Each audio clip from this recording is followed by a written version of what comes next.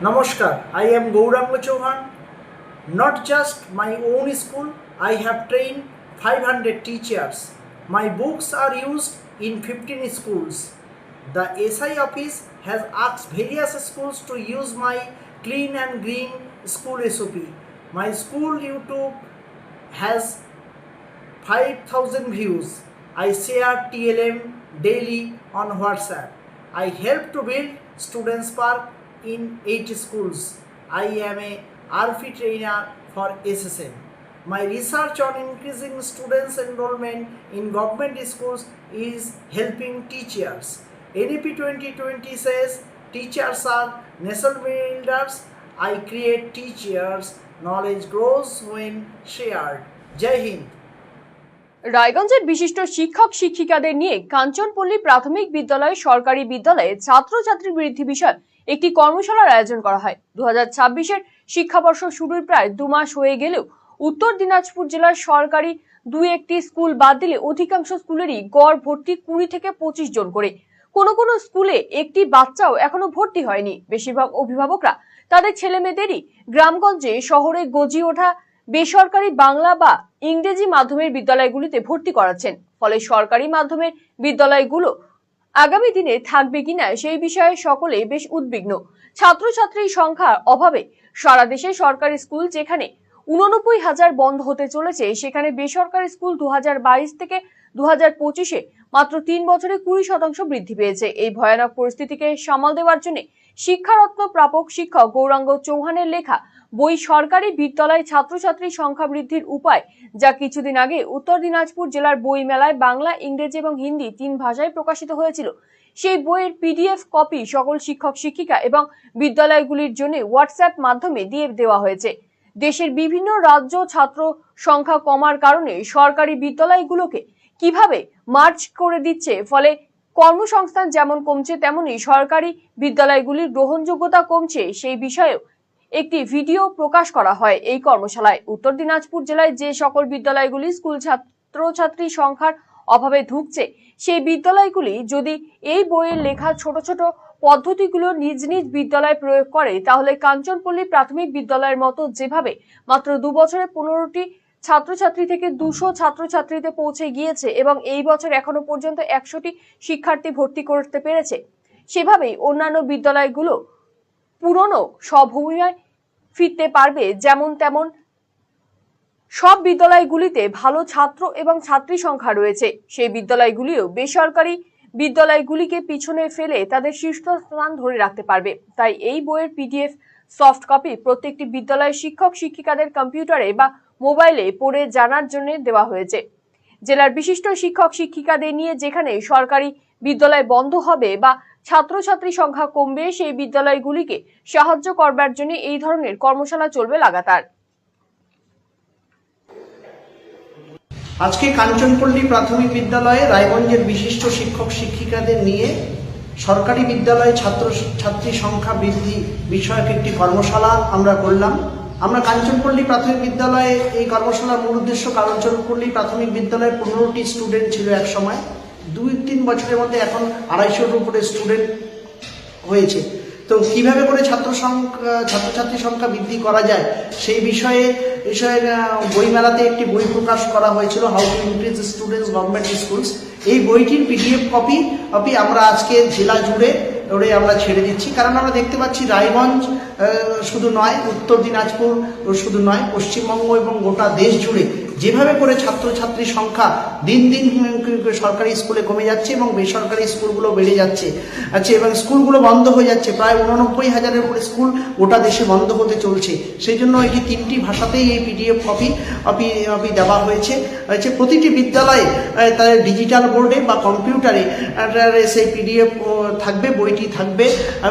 প্রত্যেক শিক্ষক শিক্ষিকারা সেই বইটি পড়ে তাদের নিজেদের বিদ্যালয়কে সমৃদ্ধ করতে পারবে এবং এই বইটি পড়লে পরে যেভাবে যে পদ্ধতিগুলো দেওয়া রয়েছে সেই পদ্ধতিগুলো ব্যবহার করে যে কাঞ্চনপল্লী প্রাথমিক বিদ্যালয়ের মতো অনেক প্রাথমিক বিদ্যালয় যেভাবে করে আরও স্টুডেন্টস দিন দিন গ্রো করছে, সেই আমরা চাই যে সরকারি স্কুলের প্রতি মানুষের আস্থা থাকুক এবং highlights the responsibility of teachers towards every students and modernization of the government education system, which will undoubtedly make this book useful for building an ideal school. While this book was being written to address various problems in government education, on May 16, 2025, it was published on ETV Bharat News Channel that the Education Minister of Shimla, Rohit Thakur, had closed 1,200 schools. In just 2.5 years, 6,200 primary school teachers have been appointed. 483 assistant professors and 700 lecturers have been appointed for high schools. But in more than 500 schools, not a single student has been admitted in the 2025-26 academic year. And the total number of students in the remaining schools is less than 25. But the interesting thing is that the children of the hilly region of Shimla in Himachal Pradesh are far ahead in education in the country. How is this possible? To find the answer to this question, self-criticism is necessary. To revive primary schools, the goodwill of everyone, including the headmaster, is needed. Today, we will highlight one such school in Raiganj city, which had become a ruin. There was a pond adjacent to the school, dilapidated classrooms, and a student population of 10 to 15. The people around had also requested to demolish the school. With his own goodwill, the headmaster in charge of that school, Ranjit Sarkar, is now trying to make the school an ideal school with 150 students in just 2 years. Kanchanpalli Primary School in the heart of Raiganj is now the center of everyone's attention. Those teachers who can increase the number of students from 15 to 150 in 2 years are acceptable to all levels of the society today. We want Kanchanpalli Primary School to grow more and more. May the people's trust and confidence in the government education system remain forever. The methods adopted by the school to stand out are highlighted one after another in this book, How to Increase Students in Government Schools. Let us look at the table of contents of the book one after the another. The book, named How to Increase Students in Government Schools, सरकारी विद्यालय छात्र संख्या वृद्धि उपाय, सरकारी स्कूलों में छात्र संख्या का बढ़ाने की उपाय, is excellent. Let us all move forward through this book with a positive mindset so that some way out can be found. You have seen how Kanchanpalli Primary School is beating private schools by preventing its closure. The methods adopted by Kanchanpalli Primary School to increase its student population are written in this book. We believe and hope that if the methods in this book are followed consistently, then undoubtedly every government school will stand tall again. Let us all join hands with this book for the greater good of the country and the state. Gauranga চৌহানের একটি বই প্রকাশিত হচ্ছে সবার হাতে হাতে।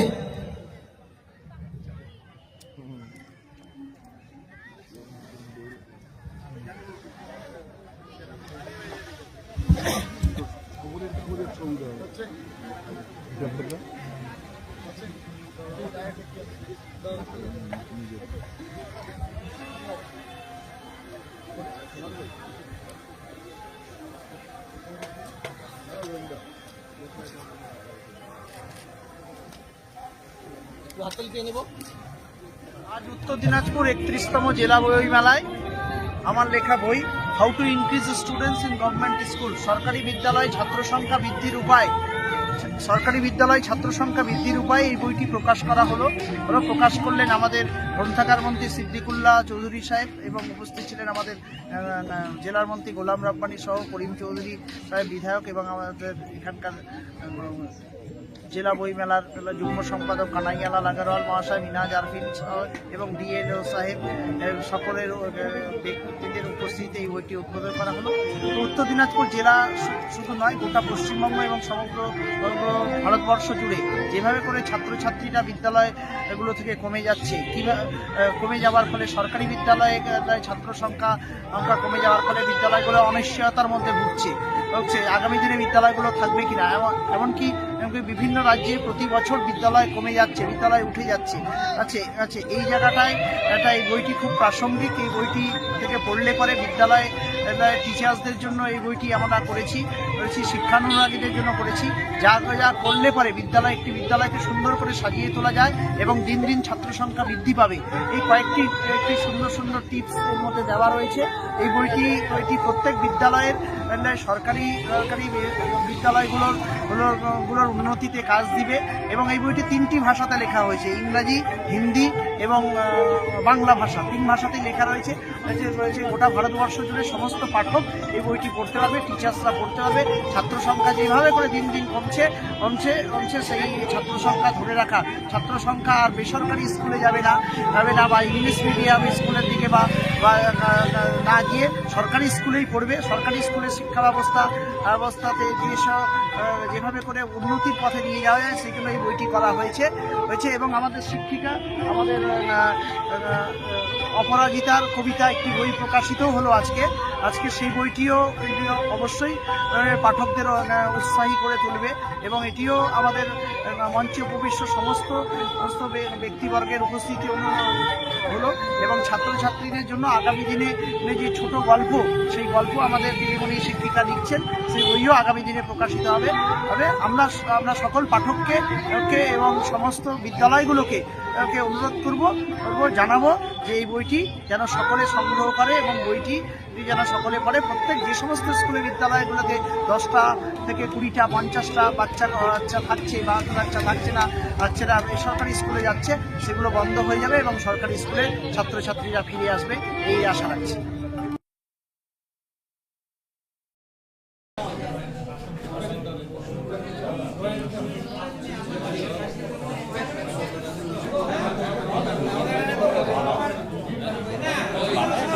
চারটা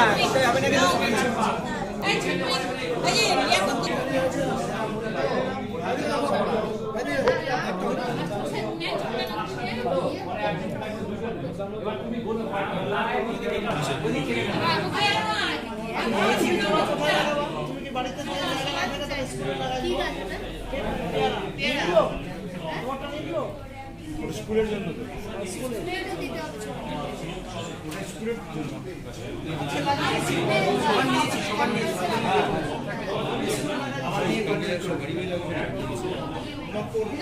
জানি না।